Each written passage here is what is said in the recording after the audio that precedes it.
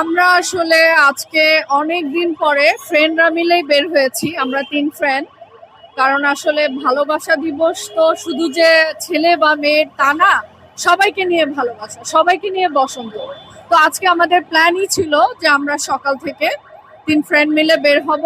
এরপর হয়তো বা আমরা সন্ধ্যায় তখন ফ্যামিলি টাইমস বা হাজব্যান্ড বা বয়ফ্রেন্ড যেই হোক, বয়ফ্রেন্ড তো না, হাজব্যান্ড।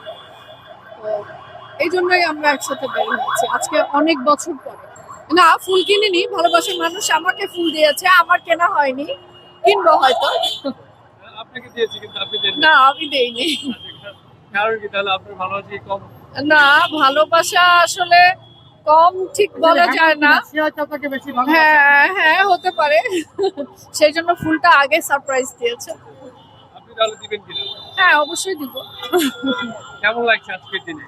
হ্যাঁ, আসলে শাহবাগে সাধারণত আসা হয় না এই দিনে, কারণ চিন্তা করি অনেক জ্যাম থাকে, অনেক গ্যাঞ্জাম থাকে।